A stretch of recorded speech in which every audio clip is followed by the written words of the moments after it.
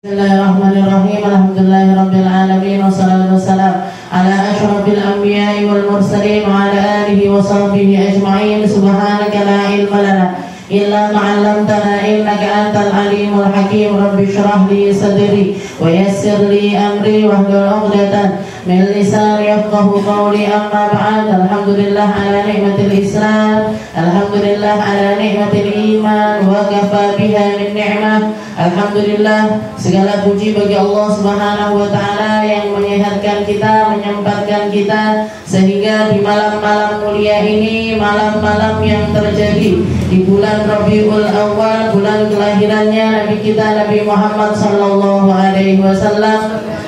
Kalau Habib Umar bin Hafid mengatakan di dalam Maulid dia ulamanya, billahi karrir dzikra wasfi Muhammadin kaima tusiha 'anil qulubir rawana. Katanya beliau, ulangilah demi Allah, jadilah kamu hamba-hamba beriman yang selalu dan selalu mengulang-ulangi tentang penyebutan sifat-sifatnya Nabi Muhammad SAW, seperti apa akhlaknya, seperti apa sirahnya, seperti apa jalan hidupnya, seperti apa suka dan dukanya, seperti apa hari-hari yang dijalani oleh Rasulullah SAW.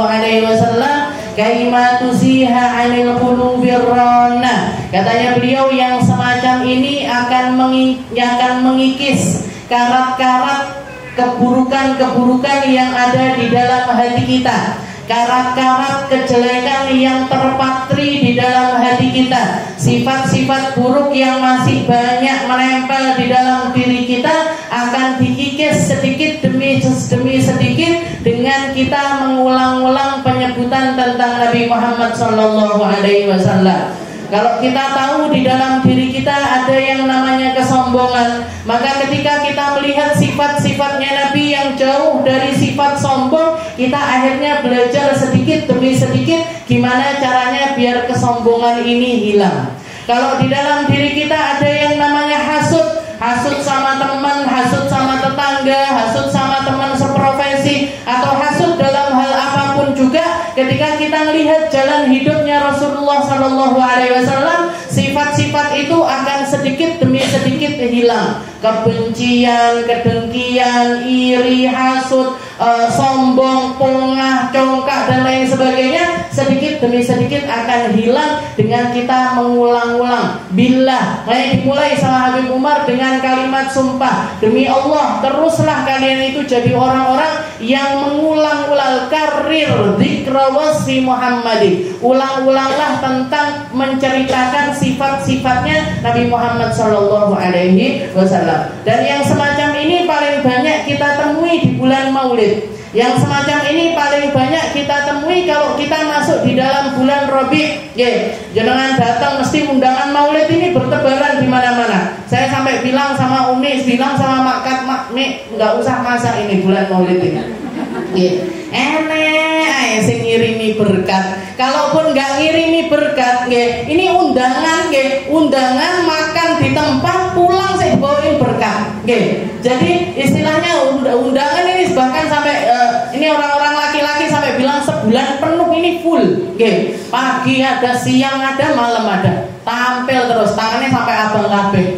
Yang bagian nerbang ini saking larisnya kalau sudah bulan Maulid. Orang-orang yang punya rezeki lebih pengen rumahnya terhiasi dengan bacaan Maulid. Musola-musola, masjid-masjid, yayasan-yayasan, sekolah-sekolah semuanya berlomba-lomba untuk menunjukkan kecintaannya kepada Nabi Muhammad SAW.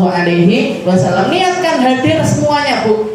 Niatin dulu hadir semuanya. Ya Allah, saya niat setiap hari baca Maulid. Saya niat setiap hari hadir Maulid.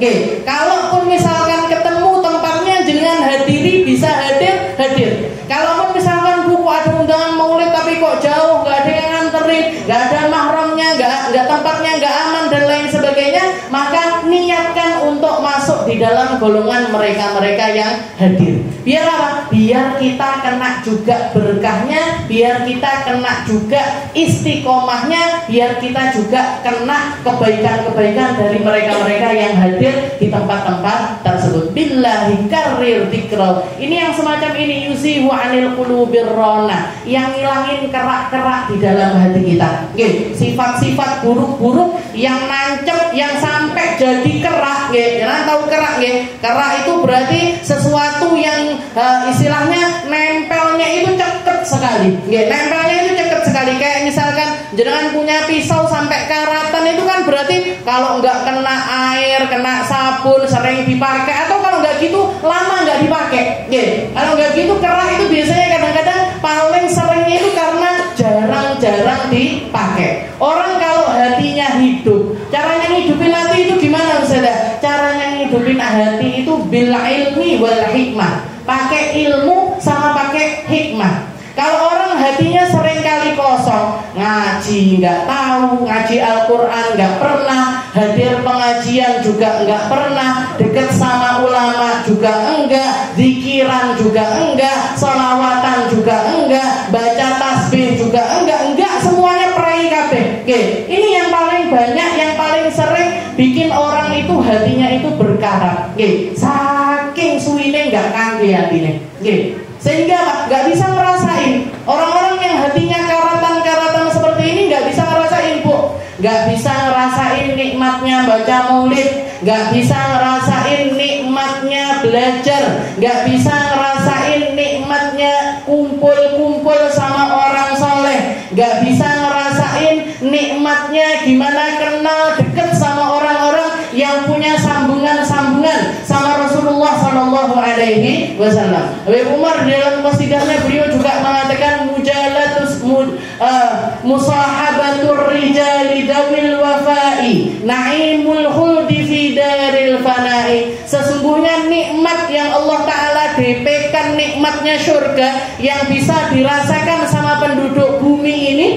Kalau jangan pengen tahu hakikatnya surga, hakikatnya kenikmatan di dalam surga adalah perasaan ketika kita duduk di hadapan mereka-mereka yang setia di dalam ketaatannya kepada Allah Subhanahu wa Ta'ala. Ketemu sama guru-guru kita, ketemu sama para habaib kita, ketemu sama kiai-kiainya kita, ketemu kumpul-kumpul sama teman-teman seperjuangannya kita dulu di pesantren. Kalau yang pernah pesantren, nah ini duduk sama orang-orang yang setia di jalan Allah Ta'ala itu nggak ada duanya rasanya. Tapi kalau misalkan kita nggak bisa, apa tau nikmati? Ngaji apa nikmatnya? Kumpul sama orang soleh itu apa nikmatnya? Ini berarti ada kerak-kerak ini di dalam hati kita sehingga nggak bisa mencicipi perasaan-perasaan yang semacam itu. Ya mungkin Allah Ta'ala membersihkan kerak kita semuanya. Allah Ta'ala menjadikan hati kita jadi hati yang hidup, jadi hati yang bersinar, jadi hati yang benderang, jadi hati yang mampu mengubah diri kita menjadi hamba-hamba Allah Ta'ala yang semakin baik dan semakin baik. Kita lanjutkan pembahasan kita di dalam kitab Risalatul Mu'awanah ila an qala al-mu'allif rahimahullahu ta'ala wa nafa'ana bihi wa bi'ulumihi fid dharain amin wa alaika bi ijlalil muslimin wa tawqirihim la siyama ahlul fadl minhum kal ulama was sulaha wasyurafa wa man lahu syaibah fil Islam. Kalau minggu yang lalu kita bahas tentang yang namanya bercanda, guyonan. Umat Islam ini bukannya nggak boleh guyonan, tapi guyonannya itu harus terukur, guyonannya itu harus pada tempatnya. Nggak boleh kita melakukan sesuatu dengan niatan guyonan tapi bikin mudarat untuk orang lain. Jadi kalau kita mau guyon sama seseorang harus dilihat dulu orangnya siapa.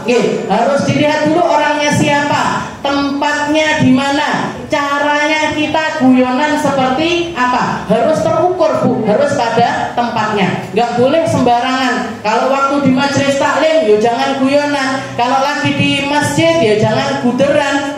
Nanti jangan petak umpet di masjid. Kayak bocah cilik saya nggak apa-apa. Ibu-ibu saya guyonan, ibu-ibu mana ini, awasilah. ibu Al-Wasilah delian yang Masjid Al-Ikhlas. Gitu. Mungkin apa enggak diguyu pitik jenenge. Nggih. Rasulullah SAW pernah ketika melihat ada salah seorang sahabat nggih guyonan sama temannya nggih. Ketika selesai sholat dia itu buru-buru keluar masjid, terus sandalnya temannya ini didelik nih. Nggih. Biar nanti kalau temannya keluar itu kebingungan nyari sandalnya. Apa kata Nabi Muhammad? Katanya Nabi Muhammad, man rawa'a, barang siapa yang bikin ketakutan untuk orang lain, Allah Ta'ala akan menakutkan dia nanti di hari kiamat. Mereka-mereka yang bikin istilahnya sesuatu yang semacam ini sebaiknya tidak dibikin guyonan. Kayak orang sekarang itu gampangnya punya kebiasaan namanya ngeprank, tau gak jenengan ngeprank? Nah itu sesuatu yang kalau sampai ke tingkat membahayakan jangan sampai. Jadi kalau kita mau guyoni orang, dia lagi ulang tahun misalkan, dijailin, biasanya nggak disapa atau dicuekin, nggak diajak ngomong dan lain sebagainya. Nah kalau cuma sekedar seperti itu mungkin nggak apa-apa. Tapi kalau sampai kita bikin surprise untuk dia yang bikin dia kaget, padahal kita tahu misalkan dia punya penyakit jantung, apa punya darah tinggi, apa punya penyakit yang lainnya yang berpotensi kalau kena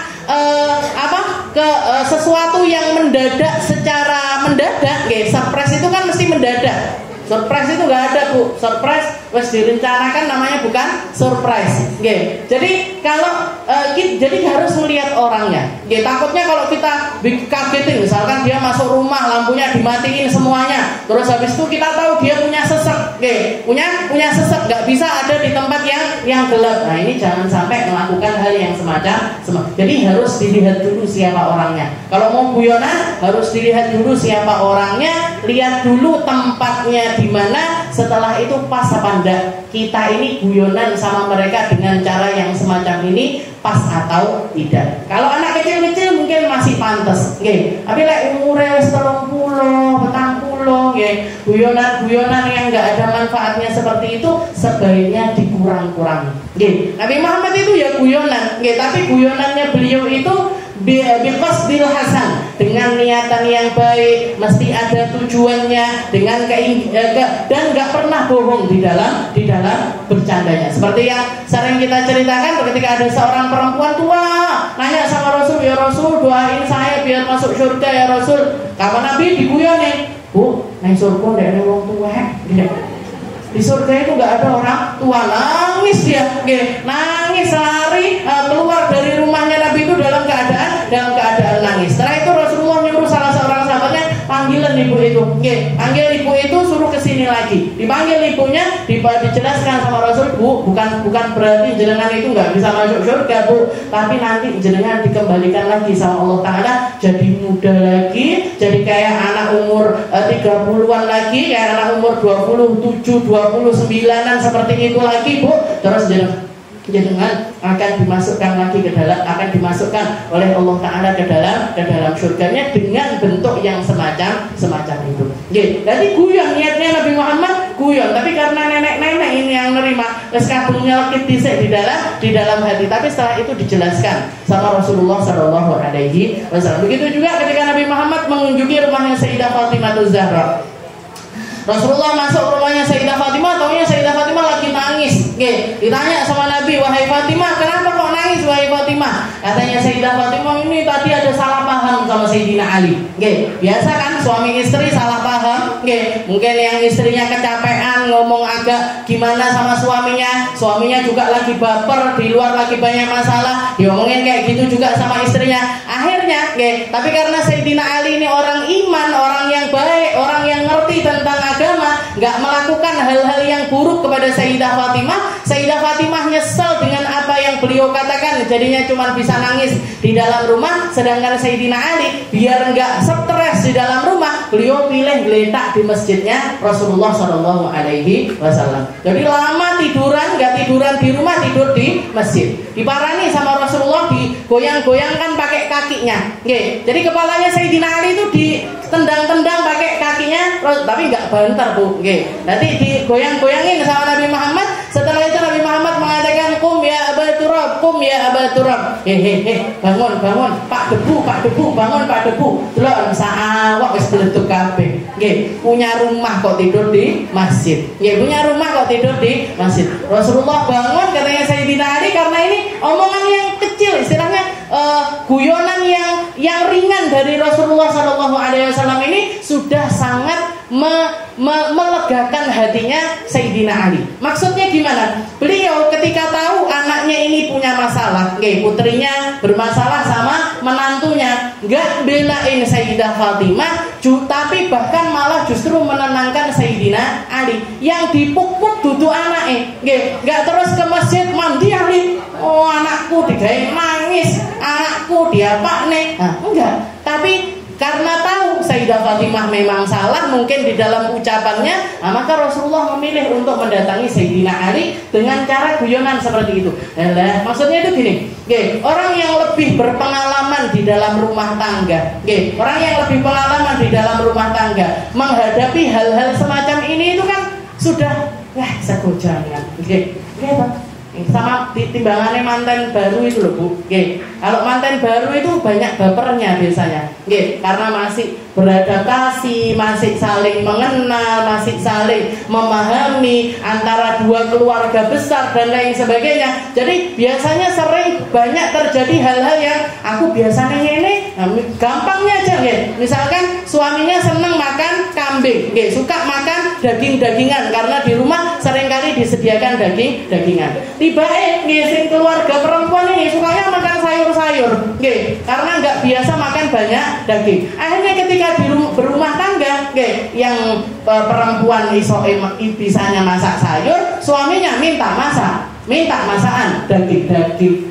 Akhirnya nanti masak daging sekali, orang baru masak baru masak mungkin alot, apa enggak enak, bumbunya kurang, ini itu dan lain sebagainya. Itu kan sesuatu yang biasa. Tapi untuk awal pernikahan itu kayak sesuatu yang kok angelmen ini penyesuaian ini. Kan seperti itu. Jadi Rasulullah yang sudah berpengalaman di dalam rumah tangga ngelihat apa yang terjadi di rumahnya Sayyidah Fatimah ini sesuatu yang kecil, sesuatu yang biasa. Ayo diislah bersama, ayo dibenerin bersama. Orang tua di situ ngambil peran untuk menjadi penengah di antara keduanya. Jadi katanya Sayyidina Ali, bahkan Sayyidina Ali mengatakan sejak hari itu lakop yang paling aku sukai adalah Aba Turab. Jadi para sahabat yang melihat kejadian itu pada guyoni Sayyidina Ali sejak hari itu manggilnya Aba Turab, Pak Debu.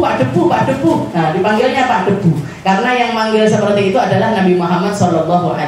Karena Sayyidina Ali ini ahabbul alqab ilayya, ini julukan terbaiknya saya.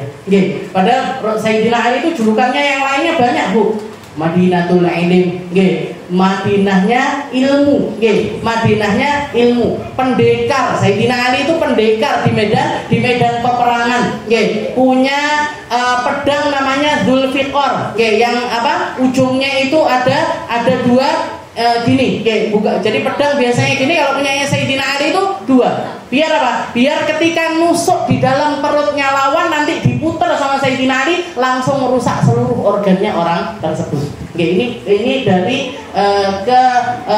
pendekarnya Sayyidina Ali bin Abi Thalib, menangan. Istilahnya di medan perang itu menangan. Tapi katanya beliau yang paling dari sekian banyak julukan saya, yang paling tak senangi julukannya Nabi Aba Turab.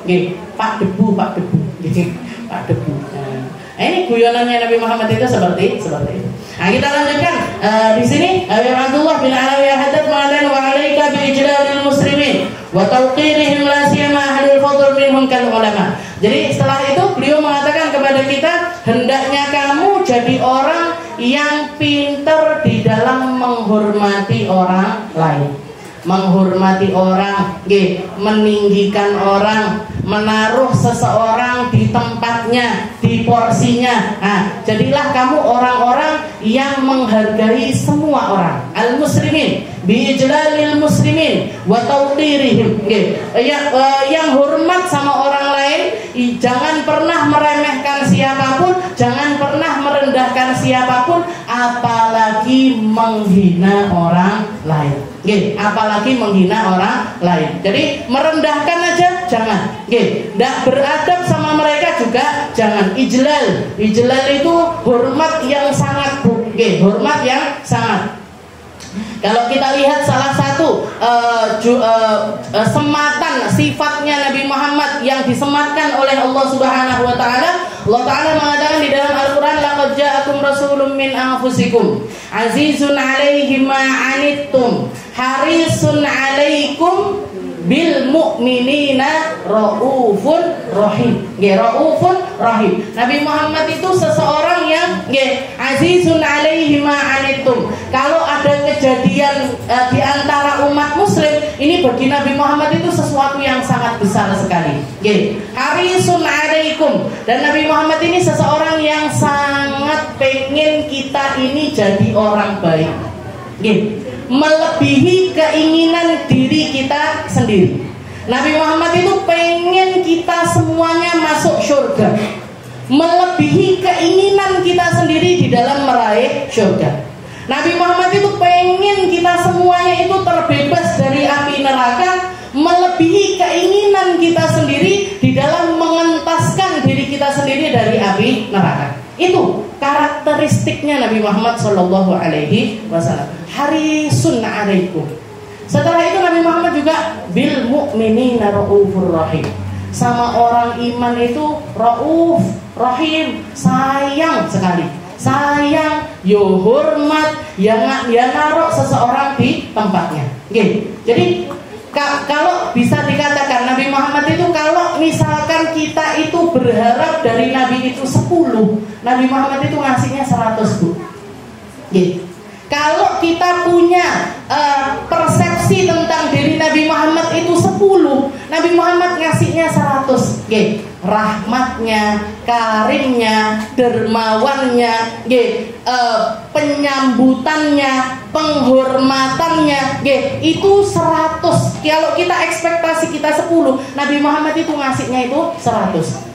Kalau kita mau ucapkan terima kasih sama seseorang itu, mungkin dengan kalimat jazakumullah khair, terima kasih ya, semoga Allah Ta'ala yang membalas dirimu. Nabi Muhammad kalimat itu dengan cara beliau di dalam mengucapkannya itu, keseriusannya itu 10 kali lipat dibandingkan ucapan tersebut. Ini cara Nabi Muhammad di dalam menghormati orang lain. Makanya berapa banyak di dalam hadis itu kita temukan Rasulullah itu nanya kabarnya orang ini kemana, kalau lama nggak kelihatan, setelah itu kabarnya dia seperti apa, sakit opo enggak, nanya. Rasulullah itu perhatian sekali dengan umatnya, perhatian sekali dengan umatnya. Fil hayah, ketika beliau hidup, beliau sangat perhatian dengan kita. Bahkan setelah wafat pun Rasulullah itu masih sangat perhatian dengan kita. Makanya setiap kali kita mengucapkan salam, ada malaikat yang mengantarkan salam kita ini kepada Nabi Muhammad SAW.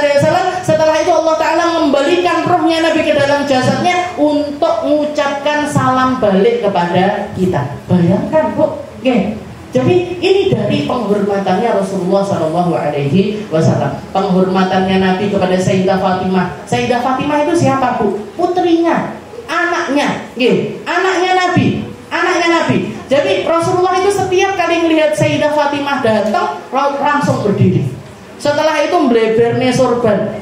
Bleberne sorban itu yang bleberin Rasulullah. Setelah itu dipersilahkan Sayyidah Fatimah untuk duduk di situ. Setelah itu dipaluk, dikecup di antara keningnya Sayyidah Fatimatus Zahra. Ini kelakuannya seorang bapak untuk anaknya.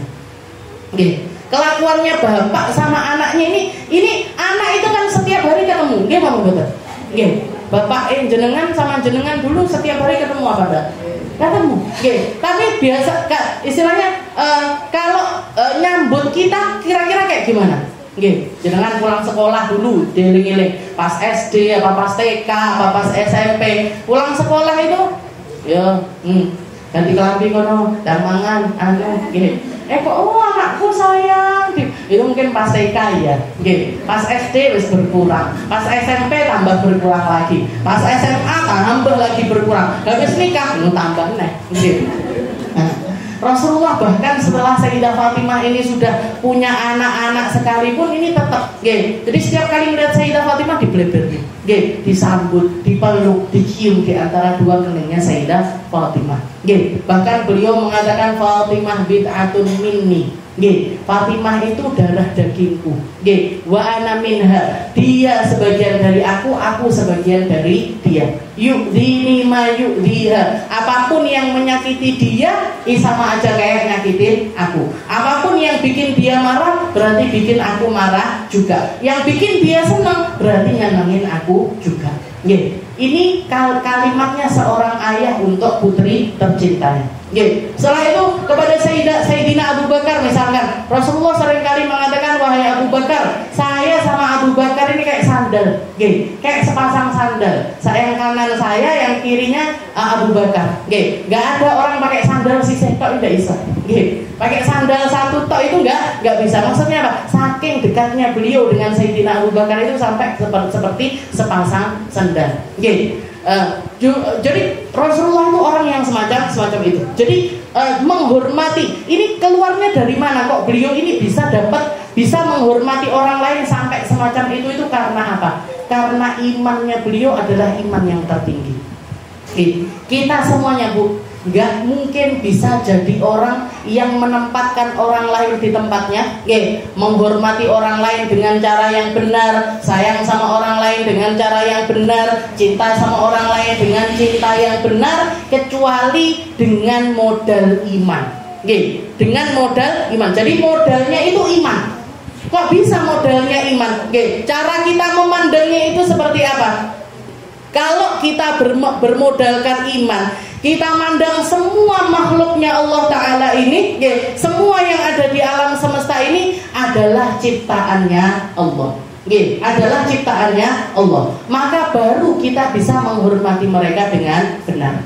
Saya kasih contoh misalkan, misalkan di depan saya ada donat, tahu donat? Misalkan di depan saya ada donat. Setelah itu saya nyicipi nih, donatnya tak icipi sak cokotan. Setelah itu saya bilang, donat opo iki? Wis lah apos, misalkan coklatnya enggak enak, setelah itu rasanya enggak gurih, rotinya enggak gurih, dicelatu ini donatnya ini tadi. Ini salah kabeh pokoknya, bungkusnya elek, notone elek, bla bla bla bla bla. Kira-kira donatnya marah apa enggak? Donatnya marah. Usaha dari piye toh, kok aku dicelatu? Bisa donatnya ngomong kayak gitu? Yang marah siapa? Yang bikin donat. Usaha ini loh, saya loh bikin donatnya ini sudah sepenuh hati.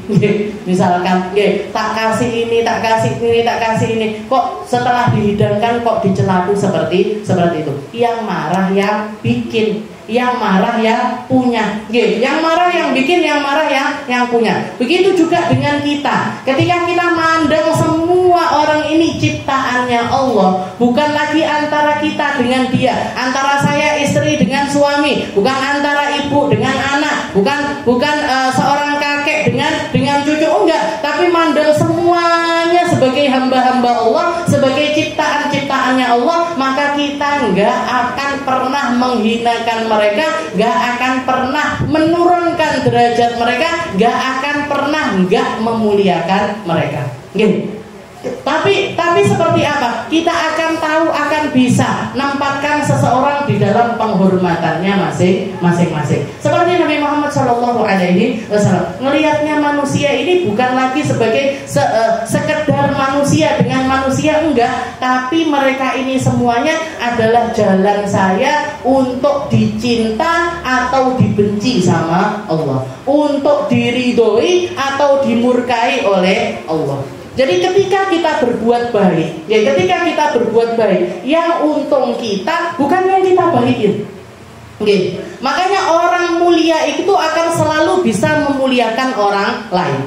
Oh, begitu juga dengan orang hina, dia akan selalu menghinakan orang lain. Ketika kita menghina seseorang, bukan orangnya yang hina, tapi kita yang hina. Begitu juga ketika kita menghormati orang lain, kita yang mulia, bukan yang kita hormati ini tadi. Jenengan datang, ketika melihat saya datang pada salaman, setelah jadi basa-basi seperti itu menunjukkan bukan menunjukkan saya ini orang mulia, enggak Bu. Itu menunjukkan kalau jenengan ini semuanya adalah orang-orang yang mulia. Kenapa? Karena memuliakan orang lain.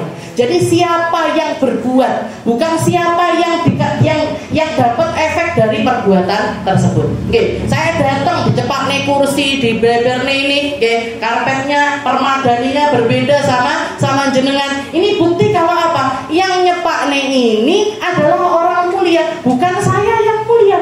Oke, tapi panjenengan yang mulia dengan perbuatan-perbuatan semacam itu. Ketika kita hormat sama kiai, ketika kita hormat sama ulama, ketika kita hormat sama orang yang lebih tua dari kita, ketika kita sayang sama anak kecil-kecil, ketika kita merangkul mereka dan lain sebagainya, itu menunjukkan tentang kemuliaan kita, bukan kemuliaan mereka. Bukan orang mulia itu yang mampu memuliakan orang lain. Sedangkan orang hina juga akan selalu menghina orang lain. Jadi tidak usah bingung, tidak usah bingung. Aku loh KKE kok orang diambung tangan bolak-balik misalkan. Saya loh bapaknya, saya loh, atau misalkan kayak di majelis ini, saya nggak pernah bingung Bu, mau jenengan datang, mau jenengan absen, saya nggak bingung. Kenapa? Karena ketika jenengan hadir, bukan saya yang menghadirkan, tapi Allah yang menghadirkan jenengan ke sini. Ketika jenengan nggak hadir, berarti Allah Ta'ala juga yang kerson jenengan nggak hadir di tempat ini. Jadi saya nggak perlu, ibu itu kok nggak pernah datang, ibu itu kok nggak pernah datang. Kalau sekedar nanya kabar iya, tapi kalau untuk mengatakan gue udah teko dong, gue majelisku kok nggak teko, nggak pas, istilahnya nggak pantas kita itu untuk masuk ke dalam ranah yang semacam itu. Bahkan ketika panjenengan ngaji, ketika saya ngaji, setelah itu jenengan ngantuk, ngantuk. Saya juga nggak berhak untuk protes. Kenapa? Yang bikin ngantuk juga Allah. Dan ini paling nikmatnya ngantuk itu panjenengan majelis. Karena kalau saya sikile ditujune enak banget. Saya 10 tahun Bu merasakan nikmatnya ngantuk, bahkan tidur di majelis itu 10 tahun. Kapan itu? Selama mondok. Wes lek pengajiannya pas bar subuh, mau itu Habib Segaf, mau itu dulu Ustaz Habib Mustafa Baharun dari Madura. Beliau itu seminggu itu 2 kali ngajar di Pondok Putri, itu datangnya dari Madura. Tapi ngajarnya habis subuh, ya panggil ngantuk saya. Bahkan ketika di Hadramut itu setiap habis subuh itu yang ngaji Habib Umar bin Hafid, ya tekluk dia. Memang ngantuk itu paling nikmat di pengajian, apalagi habis subuh.